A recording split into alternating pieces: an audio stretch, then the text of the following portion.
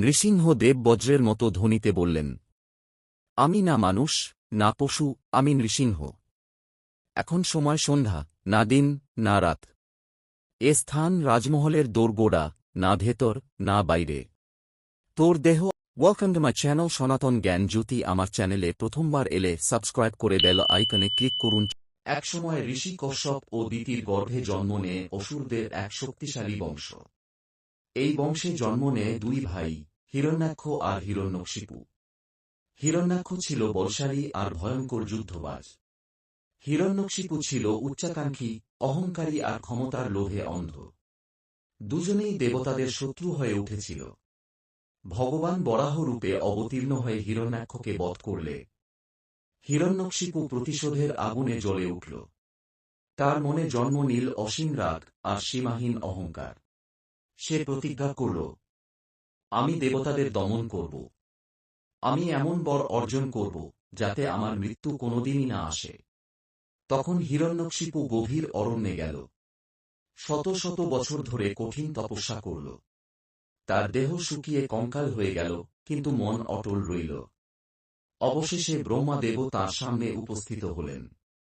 ব্রহ্মাকে সে বলল, আমি চাই, মানুষে মরব না, পশুতে মরব না। ঘরে নয়, বাইরে নয়, দিনে নয়, রাতে নয়, অস্ত্রে নয়, আবার জীবন্ত প্রাণীর হাতে নয়। ব্রহ্মাদেবও তাঁর শর্ত মেনে নিলেন। এই বর পেয়ে হিরণ্যকশিপু অজেয় হয়ে উঠল। সে দেবতাদের স্বর্গ থেকে বিতাড়িত করল। মানুষ, ঋষি, এমনকি দেবতাদেরও সে শাসন করতে শুরু করল। সে ঘোষণা দিল, এই সৃষ্টির ঈশ্বর আমি। আমাকেই পূজা করতে হবে। অন্য কোনো দেবতার নাম কেউ উচ্চারণ করবে না। অসুর রাজা হয়ে উঠল অহংকারের প্রতীক। আর তার ঘরেই জন্ম নিল এক মহাভক্ত, প্রহ্লাদ। কিন্তু আশ্চর্যের বিষয়, সে জন্মের আগেই ভগবানের ভক্ত হয়ে উঠেছিল। কারণ যখন তার মা গর্ভবতী ছিলেন, তখন ঋষি নারদ তাকে বিষ্ণুর মহিমা শোনাতেন। সেই ভক্তি মায়ের গর্ভেই প্রহ্লাদের হৃদয়ে গেঁথে গেল। শিশু অবস্থাতেই প্রহ্লাদ ভগবানের নাম জপ করত। সে বন্ধুবান্ধবদের খেলাধুলার মাঝে বসিয়ে দিত এবং বলত, আমরা কেন কেবল খেলা করব? এসো আমরা ভগবান নারায়ণের নাম করি। তিনি আমাদের প্রকৃত বন্ধু ও রক্ষক। তার কণ্ঠে ছিল নিষ্পাপ ভক্তি, আর তার চোখে ছিল অটল বিশ্বাস। হিরণ্যকশিপু যখন দেখল তার ছেলে ভগবান বিষ্ণুর নাম করছে, তখন সে ক্ষিপ্ত হল। সে বলল, হে প্রহ্লাদ, আমি তো সমগ্র বিশ্ব জয় করেছি। আমি তোমার পিতা, আমি তোমার ঈশ্বর। তবুও তুমি আমার পরিবর্তে বিষ্ণুর নাম নিচ্ছ। প্রহ্লাদ শান্তভাবে উত্তর দিল, পিতা, আপনি আমার শরীরের জনক, কিন্তু প্রকৃত ঈশ্বর হলেন ভগবান বিষ্ণু। তিনি সর্বত্র বিরাজমান, তিনিই সকলের রক্ষক। এই উত্তর শুনে হিরণ্যকশিপু ক্রোধে কাঁপতে লাগল। অহংকারে অন্ধ হিরণ্যকশিপু ঠিক করল প্রহ্লাদকে হত্যা করবে। সে অসুরদের ডেকে বলল, এই ছেলেটা আমাদের শত্রু বিষ্ণুর ভক্ত, তাকে হত্যা করো। অসুররা চেষ্টা করল। প্রহ্লাদকে বিষ খাওয়ানো হল, কিন্তু বিষ্ণুর কৃপায় তা অমৃত হয়ে গেল। বিষাক্ত সাপ ছেড়ে দেওয়া হল, কিন্তু সাপ তাকে কিছুই করল না। হাতির পায়ে পিষে মারার চেষ্টা করা হল, কিন্তু হাতি শান্ত হয়ে গেল। পাহাড় থেকে নিচে ফেলে দেওয়া হল, কিন্তু প্রহ্লাদ নিরাপদ রইল। প্রতিটি পরীক্ষায় প্রহ্লাদ প্রমাণ করল, ভগবানের ভক্তকে কেউ আঘাত করতে পারে না। প্রহ্লাদ প্রতিটি বিপদের মাঝে ভগবানের নাম করল, ও নমো নারায়ণায়। তার মুখে ভয় ছিল না, ছিল শুধু শান্তি ও বিশ্বাস। হিরণ্যকশিপু আরও রাগান্বিত হল, কিন্তু প্রহ্লাদের ভক্তি আরও অটল হয়ে উঠল। দেবতারা আকাশ থেকে এই দৃশ্য দেখে বিস্মিত হল। তারা বলল, এমন ভক্তি আমরা খুব কমই দেখেছি। সত্যিই প্রহ্লাদ ভক্তদের মধ্যে শ্রেষ্ঠ। হিরণ্যকশিপু ছেলেকে ভগবানের নাম থেকে দূরে রাখার জন্য তাকে পাঠালেন গুরু শাণ্ড ও অমরক এর কাছে। তাদের কাজ ছিল প্রহ্লাদকে অসুর নীতি শেখানো। হিরণ্যকশিপু বলল, হোলিকা, তুমি প্রহ্লাদকে কোলে নিয়ে অগ্নিকুণ্ডে বসবে। তোমার কিছু হবে না, কিন্তু প্রহ্লাদ পুড়ে ছাই হয়ে যাবে। হোলিকা প্রহ্লাদকে কোলে নিয়ে আগুনে প্রবেশ করল। আগুন ক্রমশ ভয়ঙ্কর হয়ে উঠল। কিন্তু আশ্চর্য ব্যাপার ঘটল। হোলিকা দগ্ধ হতে লাগল, আর প্রহ্লাদ অক্ষত রইল। শেষে হোলিকা ভস্ম হয়ে গেল, কিন্তু প্রহ্লাদ আগুন থেকে বেরিয়ে এল ভগবানের নাম জপ করতে করতে। এই কাহিনী আজও হোলিকা দহন উৎসবে স্মরণ করা হয়। এটি শেখায়, পাপ সর্বদা ধ্বংস হয়, ভক্তি সর্বদা রক্ষা পায়, ভগবান সর্বত্র ভক্তকে রক্ষা করেন। একদিন হিরণ্যকশিপু তার রাজসভায় প্রহ্লাদকে ডেকে আনল। সিংহাসনে বসে সে গর্জন করে বলল, হে প্রহ্লাদ, তুমি বারবার আমার আদেশ অমান্য করছ। আমি তো বলেছি আমি সর্বশক্তিমান, তবুও তুমি কেন বিষ্ণুর নাম নিচ্ছ? প্রহ্লাদ শান্ত স্বরে উত্তর দিল, পিতা, আমি আপনাকে সম্মান করি, কিন্তু আমার হৃদয়ে যে ভগবান আছেন তিনি হলেন নারায়ণ। তিনি সর্বত্র বিরাজ করেন, তিনি আমার প্রভু। হিরণ্যকশিপু বিদ্রূপ করে হাসল। কোথায় তোমার সেই নারায়ণ? তিনি কি এই রাজপ্রাসাদে আছেন? তিনি কি এই সিংহাসনে আছেন? প্রহ্লাদ নির্ভয়ে বলল, হ্যাঁ পিতা, ভগবান সর্বত্র আছেন। তিনি প্রতিটি কণায়, প্রতিটি জীবনে, প্রতিটি শ্বাসে বিরাজমান।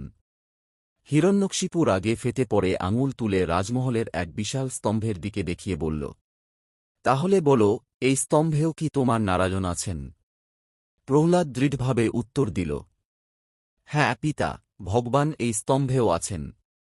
হিরণ্যকশিপু ভয়ঙ্কর হাসি দিয়ে গর্জন করল, যদি সত্যিই থাকে, তবে আমি এখনই এই স্তম্ভ ভেঙে ফেলব। দেখি তোমার নারায়ণ বের হয় কি না। সে গদা হাতে স্তম্ভে প্রচণ্ড আঘাত করল। এক মুহূর্তে পুরো রাজপ্রাসাদ কেঁপে উঠল। স্তম্ভ থেকে বেরোল বজ্রকণ্ঠ গর্জন। গ্রর! চারিদিকে আগুনের মতো আলো ছড়িয়ে পড়ল। দেবতারা আকাশ থেকে উল্লাসে চিৎকার করে উঠলেন, জয় নৃসিংহদেব! প্রহ্লাদের বিস্ময় ও আনন্দ। প্রহ্লাদের চোখে আনন্দাশ্রু ঝরল। সে হাত জোট করে বলল, প্রভু, আমি জানতাম আপনি সর্বত্র আছেন। আজ পিতাও দেখলেন আপনার উপস্থিতি। ভয়ঙ্কর রূপ। স্তম্ভ ভেদ করে বেরোলেন ভগবান, কিন্তু তিনি মানুষ নন, পশু নন। তিনি অর্ধেক সিংহ, অর্ধেক মানব। কেশর জ্বলন্ত আগুনের মতো, চোখ লাল বজ্রের মতো, নখ হীরের মতো তীক্ষ্ণ। তাঁর দেহ থেকে এমন দীপ্তি বিচ্ছুরিত হচ্ছিল যে অসুর সৈন্যরা ভয়ে পালিয়ে গেল। দেবতারা স্তব করতে লাগলেন, ও নৃসিংহায় নমঃ! হিরণ্যকশিপু হতবাক হয়ে গেল। সে ভাবল, এরকম রূপ তো আমি কখনো দেখিনি। এ কি মানুষ, না পশু? এ কোনো অদ্ভুত শক্তি। কিন্তু অহংকার তাকে দমন করতে পারল না। সে গর্জন করে বলল, তুমি যেই হও, আমি তোমার ভয় করি না। নৃসিংহদেব বজ্রকণ্ঠে গর্জে উঠলেন, হিরণ্যকশিপু, তোর অন্যায়ের অবসান আজই হবে। তারপর শুরু হল মহাযুদ্ধ। এক পাশে অহংকারে অন্ধ অসুর রাজা, অন্য পাশে ধর্মের রক্ষক নৃসিংহ অবতার। নৃসিংহদেবের আবির্ভাব দেখে হিরণ্যকশিপু চিৎকার করে উঠল, তুমি আমাকে ভয় দেখাতে এসেছ? আমি অমর। আমার মৃত্যু সম্ভব নয়। কোনো মানুষ, কোনো পশু আমাকে মারতে পারবে না। আমি দেবতাদের জয় করেছি, মৃত্যুকে জয় করেছি। তুমি আমার কি করবে? নৃসিংহদেব বজ্রকণ্ঠে বললেন, অহংকারে অন্ধ হিরণ্যকশিপু, তুই ভেবেছিলি তোর বর তোর রক্ষা করবে। কিন্তু মনে রাখ, ভক্তের আহ্বানে আমি আসি। আজ তোর অন্যায়ের অবসান হবেই।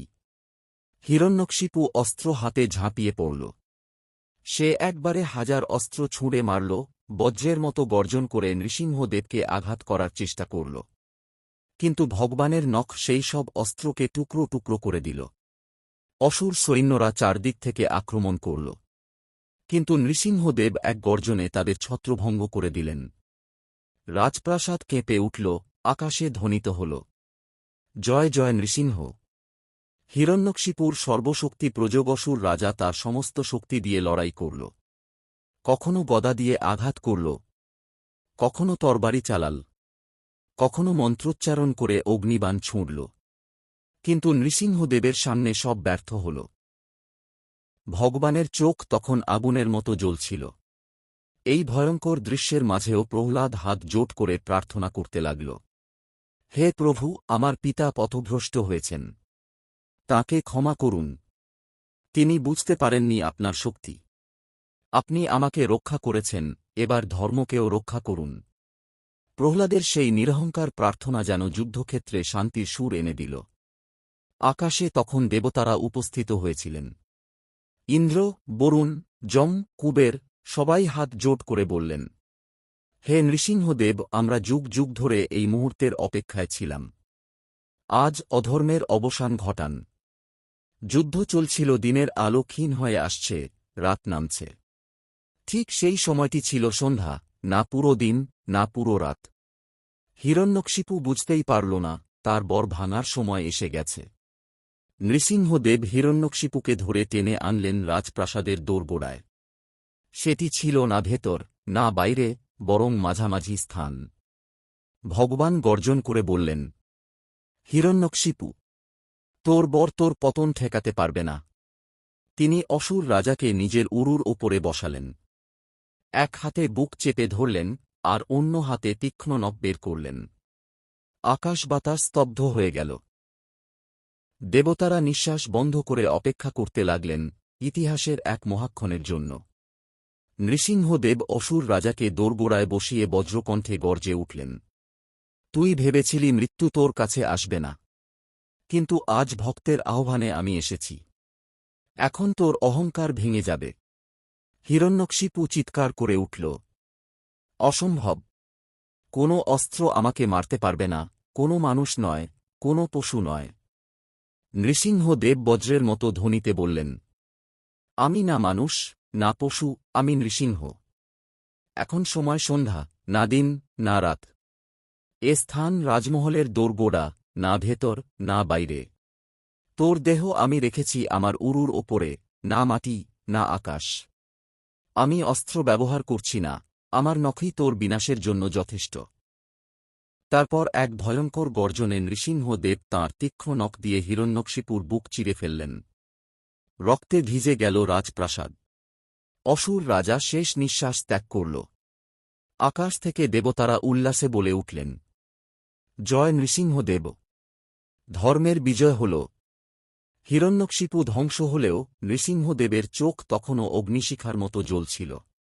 তাঁর ভয়ঙ্কর রূপ দেখে দেবতারা ভয়ে এগোতে পারছিলেন না। ব্রহ্মা, শিব, ইন্দ্র কারও সাহস হচ্ছিল না তাঁকে শান্ত করতে। তখন ছোট্ট প্রহ্লাদ হাত জোট করে এগিয়ে এল। সে বিনম্র স্বরে বলল, হে প্রভু, আপনি আমার রক্ষক। আমার পিতা ভুল করেছিলেন, কিন্তু আমি জানি আপনি সর্বদা দয়াময়। আপনার ক্রোধ এখন শান্ত করুন। ভক্তদের সান্ত্বনা দিন।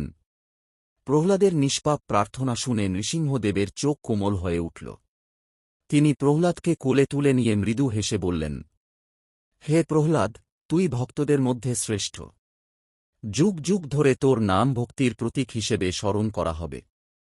তোর বংশে শান্তি ও সমৃদ্ধি বিরাজ করবে। প্রহ্লাদের মুখ আনন্দাশ্রুতে ভিজে গেল।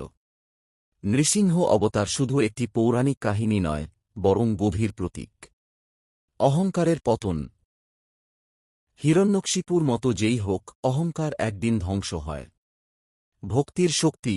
প্রহ্লাদ প্রমাণ করল, সত্যিকারের ভক্তিকে কেউ হারাতে পারে না। ঈশ্বর সর্বত্র। স্তম্ভে আবির্ভাব দেখিয়ে ভগবান প্রমাণ করলেন, তিনি প্রতিটি কণায় বিরাজমান। ধর্মের বিজয়। যুগে যুগে ধর্ম অন্যায়কে পরাজিত করে। এই কাহিনী আমাদের জীবনের জন্য কিছু মূল শিক্ষা রেখে গেছে। ভক্তি মানে আস্থা। প্রহ্লাদের মতো ঈশ্বরে আস্থা রাখলে কোনো ভয় থাকে না। অহংকার মানেই পতন। হিরণ্যকশিপুর শক্তি, বর, ক্ষমতা সবকিছুই তার পতন ঠেকাতে পারেনি। পরিবারের শিক্ষা। প্রহ্লাদ মায়ের গর্ভেই ভক্তি শিখেছিল। তাই সন্তানকে ছোট থেকেই সৎপথে শেখানো জরুরি। ঈশ্বর সর্বত্র, শুধু মন্দিরে নয়, প্রতিটি জীবনে ঈশ্বরের উপস্থিতি আছে। নৃসিংহ অবতার শুধু অতীতের পৌরাণিক ঘটনা নয়, আজকের সময়েও এর গভীর শিক্ষা আছে।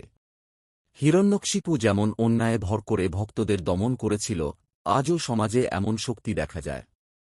নৃসিংহ অবতারের কাহিনী শেখায়, অন্যায় যতই শক্তিশালী হোক, সত্য শেষ পর্যন্ত জয়ী হয়। প্রহ্লাদ শিশু হয়েও ভয় পায়নি। আজকের মানুষও জীবনের নানা সমস্যায় ভয় পায়, অর্থকষ্ট, রোগ, দুঃখ, হীনমন্যতা।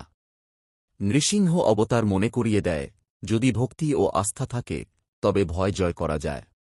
স্তম্ভে আবির্ভাব দেখিয়ে ভগবান প্রমাণ করেছিলেন, ঈশ্বর কোনো বিশেষ স্থানে সীমাবদ্ধ নন। আজকের যুগে যখন মানুষ বিভাজনে ভুগছে, ধর্ম, জাতি, দেশ, তখন এই শিক্ষা আরও প্রাসঙ্গিক। ঈশ্বর প্রতিটি প্রাণে, প্রতিটি কণায় বিরাজ করেন। আজকের প্রযুক্তি, ক্ষমতা, অর্থ অনেককেই অহংকারী করে তোলে। কিন্তু হিরণ্যকশিপুর পতন মনে করিয়ে দেয়, অহংকার যতই বড় হোক তা একদিন ধ্বংস হবেই। নৃসিংহ অবতার ও ভক্ত প্রহ্লাদের কাহিনী আমাদের শেখায়, ভক্তি মানে ভয়হীনতা। সত্য ও ধর্ম কখনো পরাজিত হয় না। অহংকারে নয়, বিনয়ে ঈশ্বরকে পাওয়া যায়। ঈশ্বর সর্বদা ভক্তের পাশে থাকেন, তা যতই প্রতিকূল পরিস্থিতি হোক না কেন। শেষে বলা যায়, নৃসিংহ অবতার কেবল প্রহ্লাদের রক্ষার জন্যই আসেননি, বরং মানবজাতিকে শেখাতে এসেছিলেন যে অন্যায় যতই শক্তিশালী হোক, ভক্তি ও সত্য সর্বদা বিজয়ী।